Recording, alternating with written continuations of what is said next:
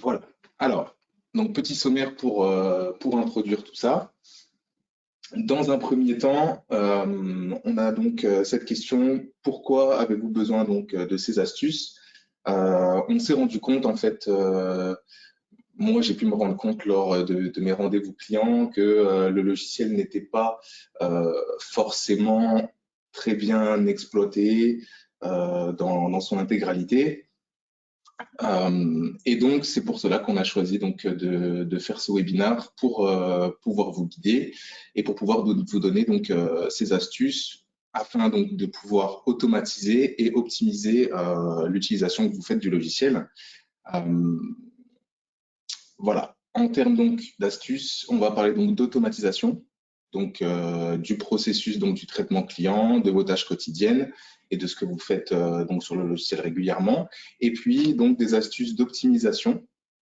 Cette fois-ci donc pour vous simplifier l'utilisation en fait du logiciel, vous permettre d'aller plus vite et donc de gagner un certain temps et en efficacité. Et puis donc en guise de conclusion, on aura une petite session de questions-réponses. Je vous invite dès maintenant, voilà, avec le petit chat que vous avez sur le côté, à m'écrire ces questions tout au long du webinaire. Et puis comme ça, je pourrai y répondre lorsqu'on attaquera la conclusion. Alors, je vais tout de suite me rendre donc sur le logiciel EasyToPilot. Voilà, que vous voyez ici.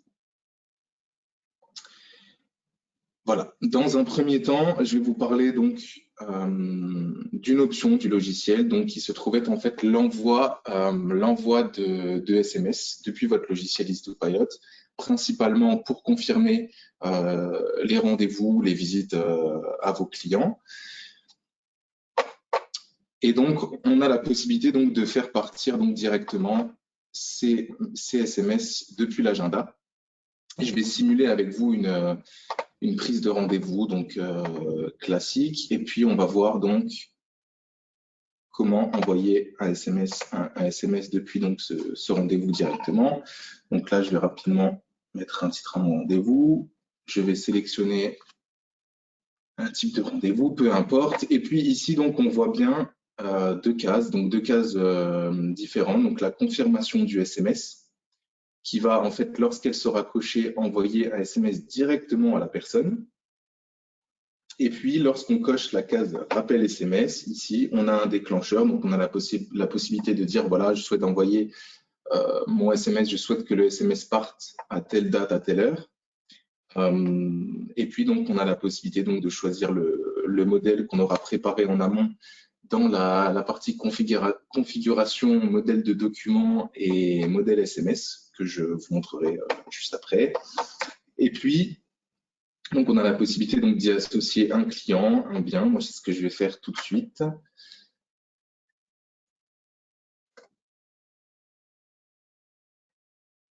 Voilà, je vais prendre l'appartement là, peu importe. Je vais me prendre en tant que client. Voilà. Dans un premier temps, donc, il faut évidemment que le numéro de téléphone soit renseigné dans la fiche détaillée du client, dans votre partie identité prospect. Et puis donc, voilà, ici, on a toutes les informations nécessaires. Je vais programmer donc tout de suite un envoi que je puisse vous montrer ça en direct. Donc, on va prévoir ça à 9h36 et on le fait partir.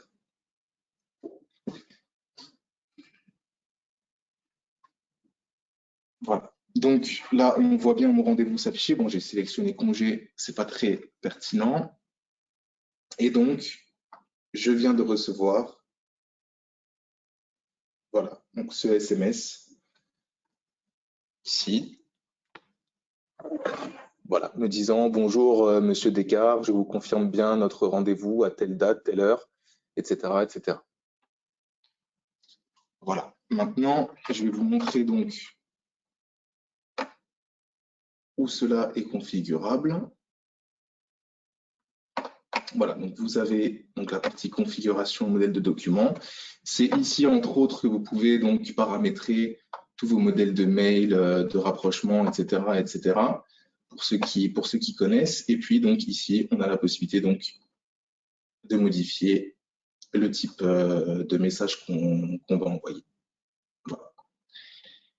Tout simplement. Concernant donc cette partie des SMS, donc c'est une option. C'est une option donc qui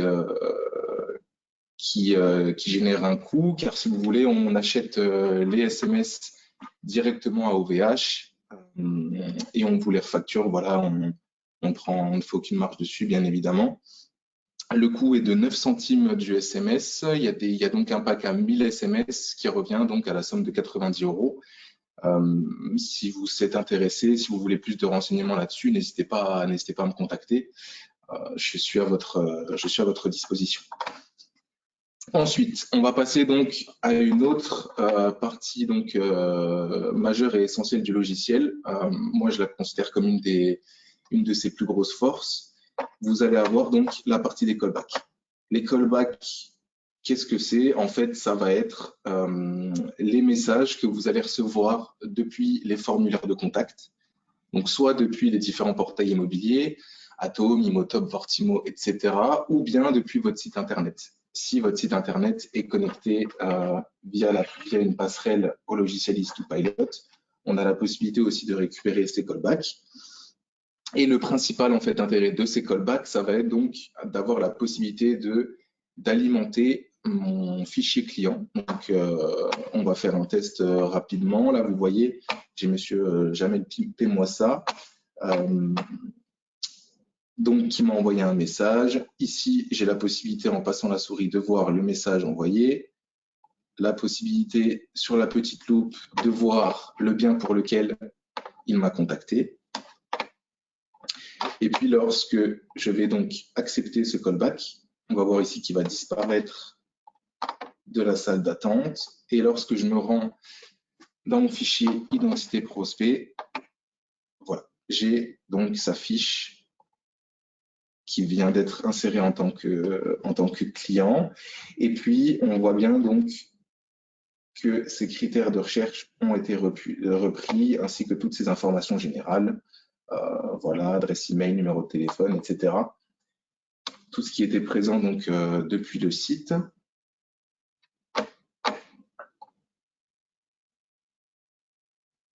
Voilà. Il y a aussi donc du coup une autre partie intéressante sur les callbacks. Donc, si vous voyez donc la partie des statistiques, là du coup ça va pas être très parlant, très pertinent parce qu'on est sur un logiciel de démonstration, mais sur votre donc logiciel personnel, vous allez pouvoir avoir toutes ces informations, donc le nombre de callbacks acceptés, donc qui ont été transformés en clients, de refusés, d'accepter, pardon, de refuser, et là on a un total. Là, on a donc la possibilité d'avoir des graphiques en courbe et puis ici un graphique en camembert. Donc voilà, n'hésitez pas à vous y rendre. N'hésitez pas à vous y rendre. Voilà, je pense qu'on a fait le tour donc des callbacks. Maintenant, je vais donc vous parler donc du paramétrage des actions. Ça, c'est quelque chose qui, à mon sens, est méconnu de la plupart de nos clients. Vous avez la possibilité, en fait, lorsque vous êtes depuis n'importe quel menu, ici, de faire donc des actions.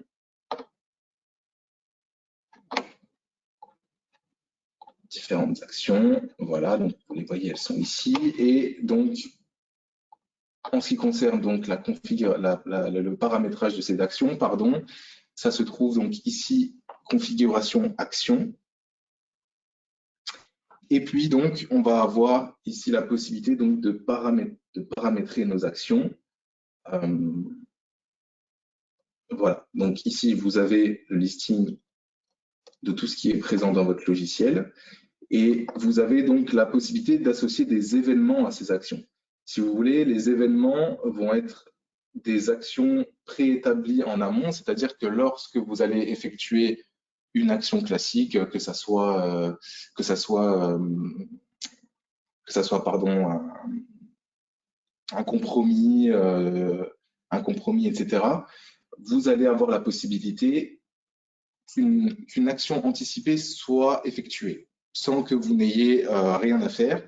Je vais vous montrer concrètement comment ça se passe et vous verrez aussi que vous aurez la possibilité au moment donc de faire cette d'effectuer cet événement, de pouvoir le déprogrammer. Je vais vous montrer ça.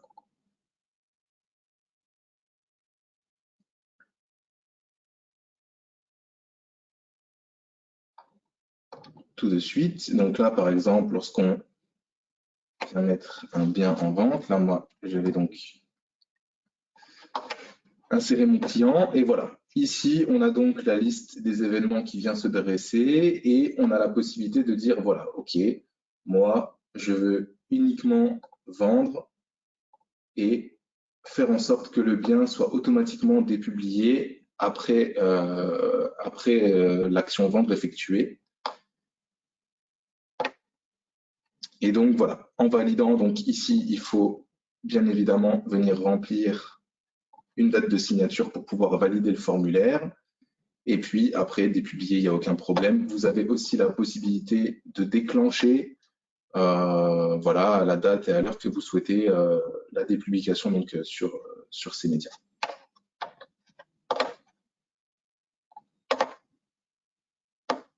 Voilà, je vais vous montrer, je vais vous remontrer quand même, pardon, je vais prendre un peu de temps pour vous remontrer donc, comment faire. Par exemple, voilà. Donc là, si après un compromis, par exemple, je veux archiver ce bien, voilà, je ne veux plus le voir dans ma base de données, je viens donc ici sur l'action compromis, je viens prendre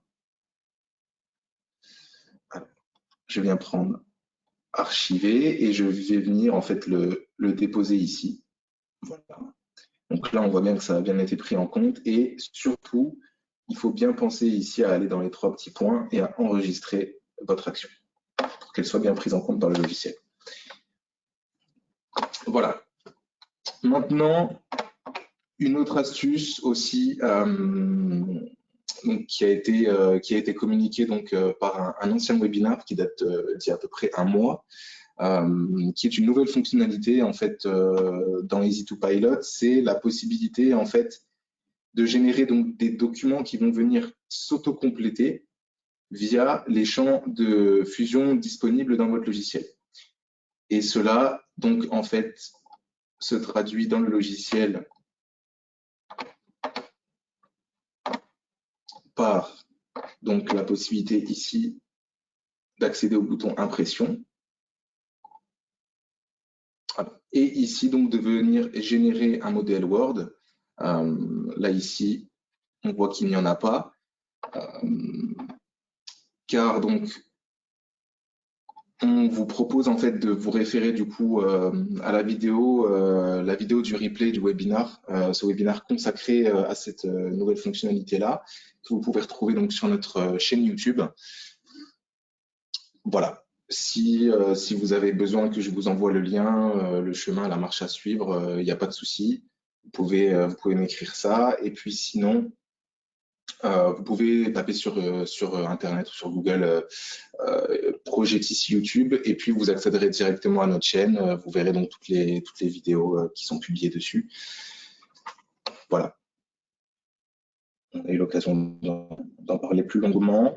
Maintenant, on va passer donc aux astuces d'optimisation pour simplifier en fait l'utilisation du logiciel, vous faire gagner du temps. Je pense que c'est ce que vous recherchez principalement avec l'outil Easy2Pilot.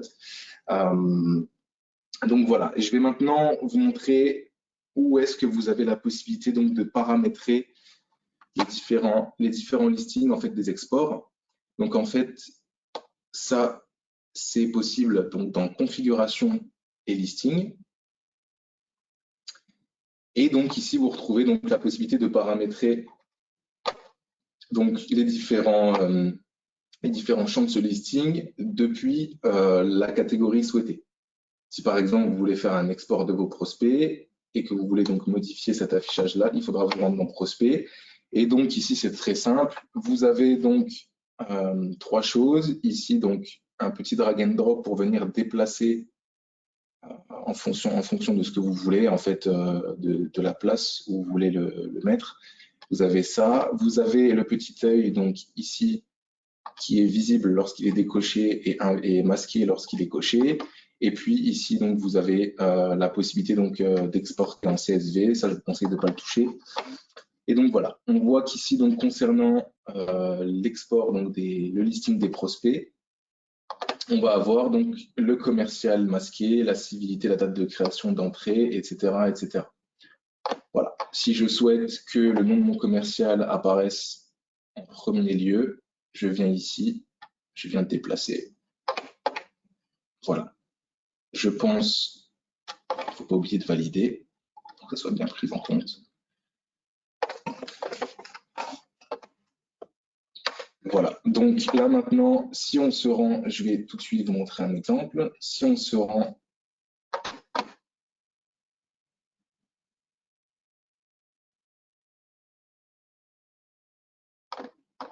dans le listing des prospects, ici on va venir faire un petit export, exporter la sélection.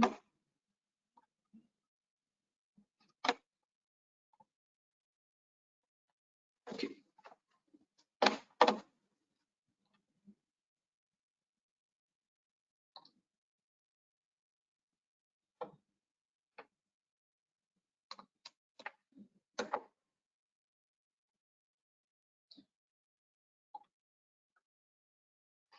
Voilà.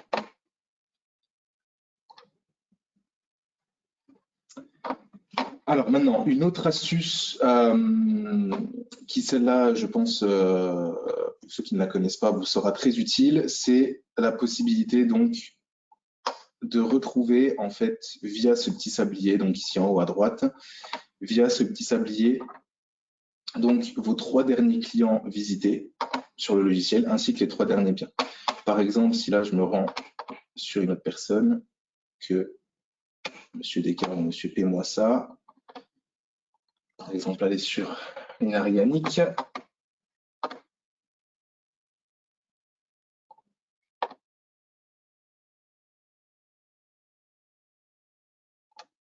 voilà. Et là, on vient donc voir que Yenarianic vient de remplacer l'autre client.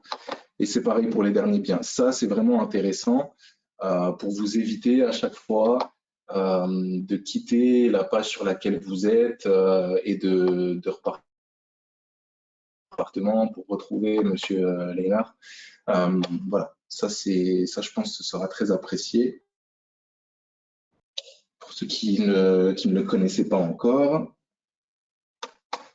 Une autre astuce maintenant, pareil là, qui va certains gérants, c'est la possibilité en fait de mettre un message personnalisé dès l'ouverture de la session par chaque utilisateur.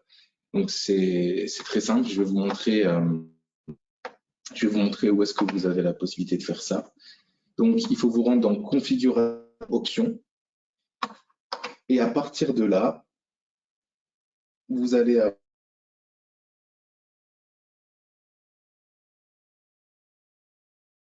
avoir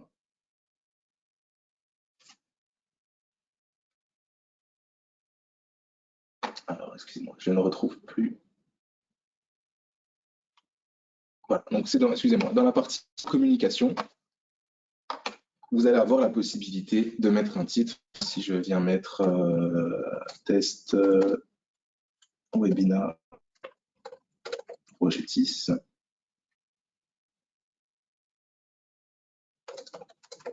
OK.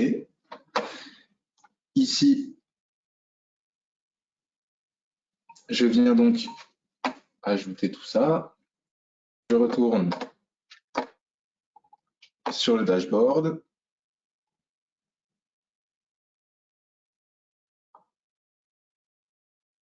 Voilà. Je vais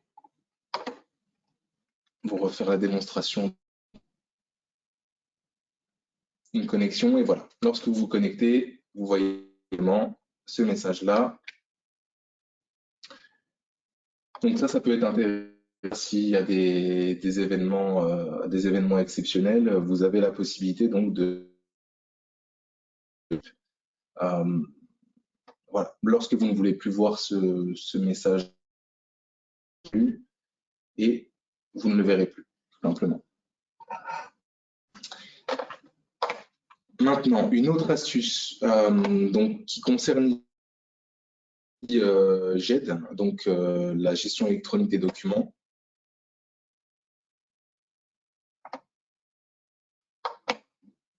Voilà, voir, ou au pire, je vous l'apprends, pas sans savoir que vous avez la possibilité des documents dans les détails des biens ainsi que dans le détail des clients.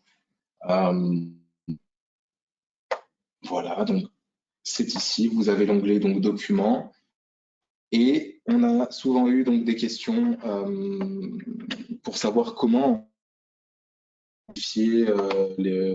modifier certains documents, les renommer, ensuite créer des sous-dossiers, etc., etc. Voilà, ça c'est faisable et c'est faisable donc depuis le menu configuration dans la partie gestion des documents. Ici, vous allez avoir la possibilité donc de venir créer de nouveaux documents, ici de venir les associer à des dossiers déjà existants, donc les créer en tant que sous-dossiers, etc. Voilà. Et ici, donc, lorsque vous voulez supprimer des classeurs existants, il vous faut donc, ici, vous avez la liste déroulante qui apparaît et vous avez la possibilité donc de faire vraiment ce que vous voulez avec cette partie des documents. Autre nouveauté dans la partie communication, la possibilité en fait d'échanger depuis une message directement depuis Easy2Pilot. Voilà, donc vous l'avez maintenant donc à droite ici du suivi des tâches. Voilà, et maintenant de nouvelles fonctionnalités, c'est-à-dire dans un premier temps, vous allez avoir la fonctionnalité du cahier des messages. Donc c'est une fonctionnalité qui vous permettra de notifier une demande de prise de contact à une de votre équipe et ça enverra directement à la personne concernée pour la prévenir, voilà, pour qu'elle soit notifiée par rapport à cette prise de contact-là. Donc, c'est très simple. Vous tenez ici donc soit cahier des messages, soit conversation. La conversation, en fait, c'est la messagerie du type Messenger, Facebook. Et donc, vous allez pouvoir sélectionner. Moi, je sélectionne utilisateur fictif. Je peux renseigner un objet. Voilà. Je peux ici donc sélectionner une origine d'entrée. Pareil, une source d'entrée, y associer le client, le bien, voilà, déclencher l'envoi du mail et puis ici cocher ou pas la case pour envoyer. Voilà, donc là, ici, on est sur la partie de type Messenger Facebook. Je vais vous montrer rapidement comment cela fonctionne. C'est très simple.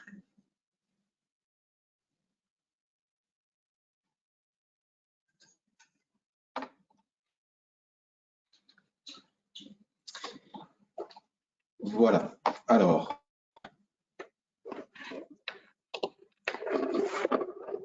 Ça, donc, la possibilité donc la possibilité pardon de communiquer donc à travers soit le cahier des messages ou alors la messagerie. Malheureusement, pour l'instant, en fait, on n'a pas malheureusement pour l'instant, si vous voulez, on n'a pas encore développé la possibilité de faire des messages groupés vous êtes obligé en fait de sélectionner une seule personne. C'est quelque chose qui viendra sûrement par la suite, mais en tout cas, vous pouvez déjà échanger individuellement entre collègues si besoin.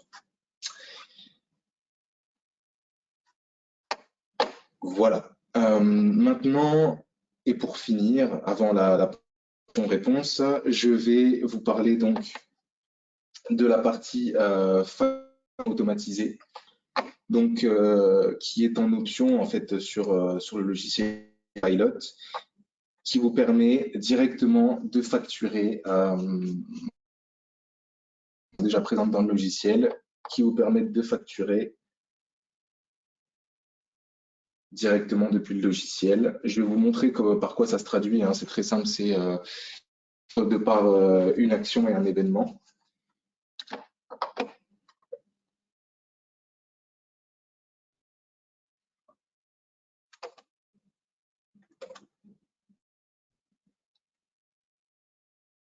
Excusez-moi, petit problème de connexion.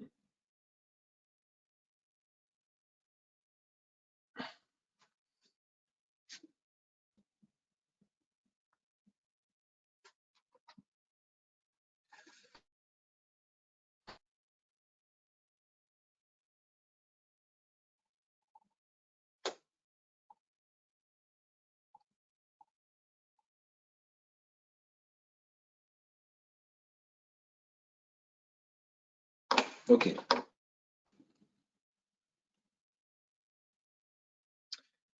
Voilà. Donc, par exemple, si je fais, donc, je simule la vente de ce bien.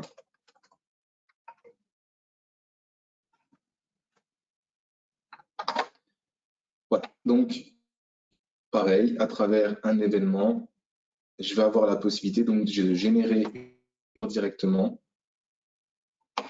voilà, de sélectionner le type de facture que je souhaite, etc.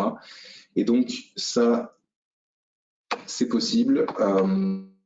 Et donc, c'est possible via donc, un autre logiciel qui s'appelle Optimus version 2 et qu'on propose voilà, en plus donc, de Easy2Pilot pour vous permettre de générer des factures. Voilà. Si vous êtes intéressé, si vous souhaitez encore plus de renseignements, n'hésitez pas à me contacter. Je suis à votre disposition pour plus de renseignements.